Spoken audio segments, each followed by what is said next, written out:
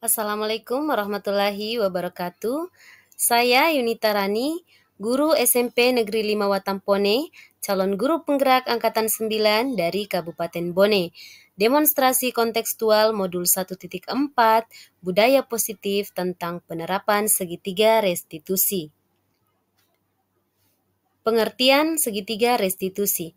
Restitusi adalah proses menciptakan kondisi bagi murid untuk memperbaiki kesalahan mereka sehingga mereka bisa kembali pada kelompok dengan karakter yang lebih kuat. Restitusi bukan untuk menebus kesalahan, dan restitusi adalah sebuah tawaran, bukan paksaan. Restitusi fokus pada solusi. Adapun langkah-langkah restitusi adalah yang pertama menstabilkan identitas, validasi tindakan yang salah, menanyakan keyakinan. Selanjutnya adalah praktik segitiga restitusi. Ada dua skenario permasalahan yang saya bahas, yaitu tentang Siska yang sering terlambat dan mengantuk di dalam kelas, dan Andini yang bermain handphone di kelas saat jam pelajaran. Berikut kasus pertama. Siska merupakan siswi kelas 8B SMP Negeri 5 Watampone, dan Siska adalah salah satu siswi yang berprestasi. Namun, beberapa hari ini dia tampak berbeda dari biasanya. Saya merasa ada hal yang aneh karena ada laporan guru yang mengatakan bahwa Siska sudah hampir seminggu datang terlambat dan selalu mengantuk ketika di dalam kelas. Saya sebagai wali kelas Siska harus bisa mengetahui dan memecahkan permasalahan yang Siska hadapi melalui segitiga restitusi. Berikut contoh kasus.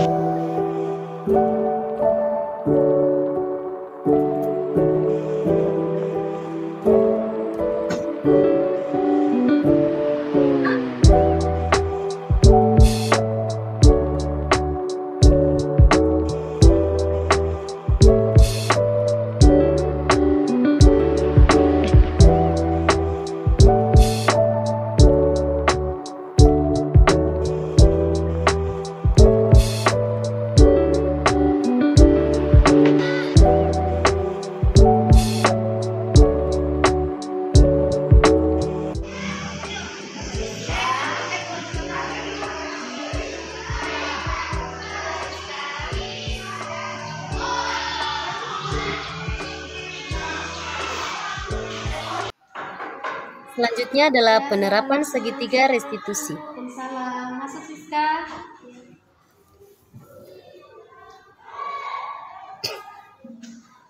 Duduk. Siska tahu tidak kenapa Ibu panggil ke sini? Tidak, Bu. Begini Siska, Ibu mendapat laporan dari guru piket dan guru pembelajaran. Katanya tadi Siska datang terlambat dan malah tidur di dalam kelas. Kenapa? Gak usah bersedih Siska. Ibu memanggil Siska ke sini bukan untuk menghakimi Siska. Justru karena Ibu tahu bahwa Siska itu anak yang rajin, selama ini perilakunya di sekolah bagus. Makanya Ibu memanggil Siska ke sini untuk supaya kita sama-sama mencari solusi dari permasalahan Siska. Iya, Bu. Nah, Ibu mau tanya, memangnya Siska punya masalah? Sebenarnya saya selalu begadang, Bu. Kok bisa tiap malam begadang? Memangnya begadang untuk apa? Saya membantu ibu saya menjual makanan sampai larut malam, Bu. Baik. Membantu orang tua itu adalah hal yang mulia, nak. Saya salut sama Siska. Satu hal yang perlu Siska pahami, bahwa meskipun Siska membantu orang tua, Siska juga tidak boleh melupakan sekolahnya Siska. Pembelajarannya harus tetap seperti biasa, ya? Iya, Bu, saya paham. Ya. Selanjutnya untuk memperbaiki kesalahan Siska, kira-kira bagaimana langkah Siska selanjutnya supaya hal tersebut tidak terulang kembali dan Siska bisa menjadi pribadi yang jauh lebih baik?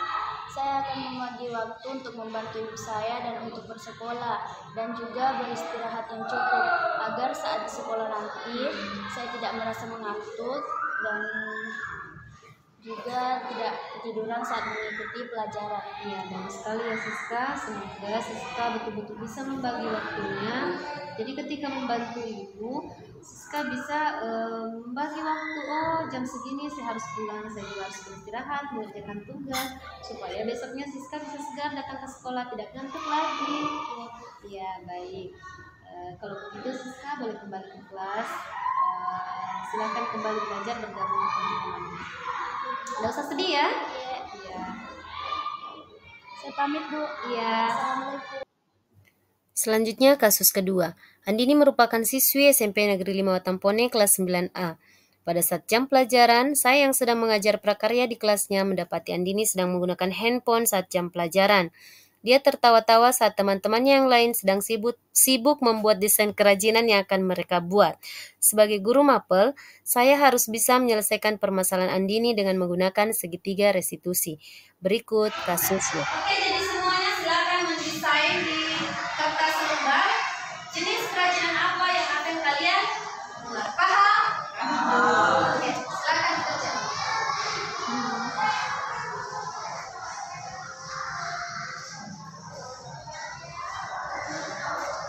Andini, kenapa tidak mengerjakan? HP-nya bisa dikasihkan. Sini, Kak.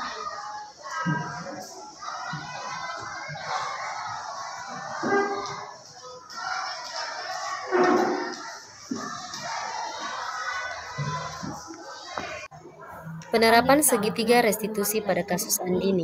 Tahu pasti karena permasalahan yang tadi sebut di kelas. Iya, betul sekali ya. Ibu memanggil Andini ke sini karena Ibu mau kita mencari sama-sama solusi terhadap permasalahan yang tadi terjadi di kelas.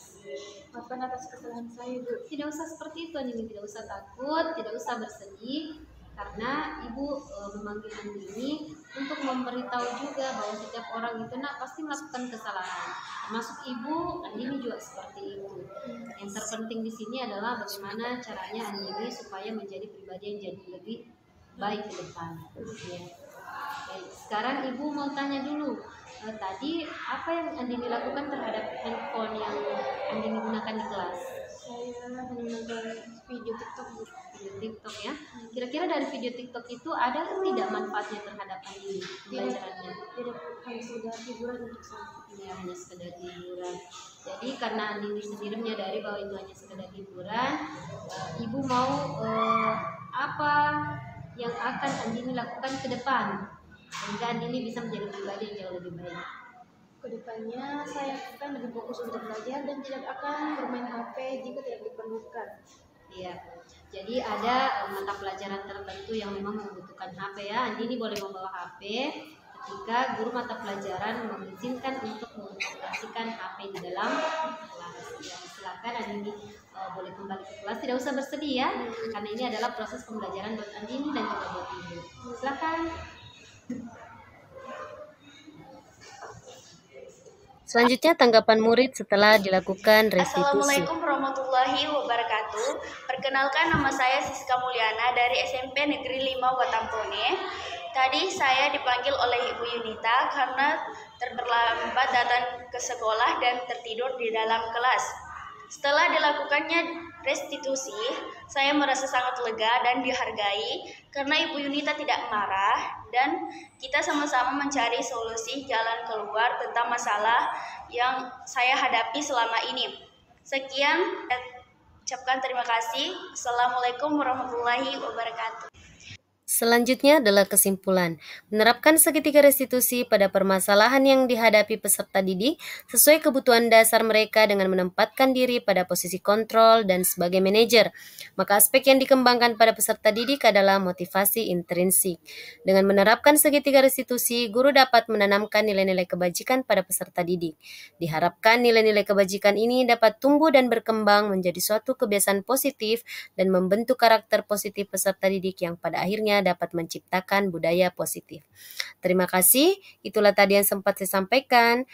Wassalamualaikum warahmatullahi wabarakatuh. Guru bergerak, Indonesia maju.